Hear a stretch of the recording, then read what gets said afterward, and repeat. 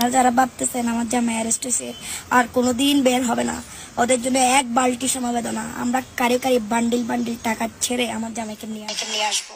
বাংলাদেশের সাম্প্রতিক সামাজিক পরিস্থিতিতে এক অস্বাভাবিক ও চাঞ্চল্যকর ঘটনা সামনে এসেছে।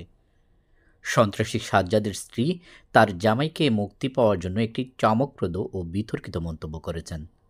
তিনি বলেন, বান্ডিল বান্ডিল টাকা ছেড়ে আমার জামাইকে নিয়ে আসব।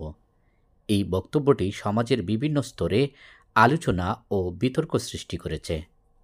বিশেষত এর মাধ্যমে কিছু গোপন ও অন্ধকার দিক উন্মোচিত হয়েছে, যা দেশের আইনশৃঙ্খলা পরিস্থিতি এবং সন্ত্রাসবাদ কর্মকাণ্ডের সাথে সম্পর্কিত।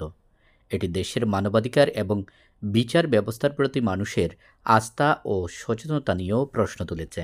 চট্টগ্রামের তালিকাভুক্ত শীর্ষ সন্ত্রাসী সাজ্জাদ হোসেন ওরফে ছোট সাজ্জাদকে গ্রেফতার করে পুলিশ শনিবার 15 মার্চ ঢাকা থেকে তাকে গ্রেফতার করা হয়। সাজ্জাদকে গ্রেফতারের পর প্রতিক্রিয়া জানিয়ে তার স্ত্রী তামান্না শারমিনের বক্তব্যের এই ভিডিওটি সামাজিক যোগাযোগ মাধ্যম ফেসবুকে ভাইরাল হয়েছে। মামলা যখন আছে অ্যারেস্ট হবেই।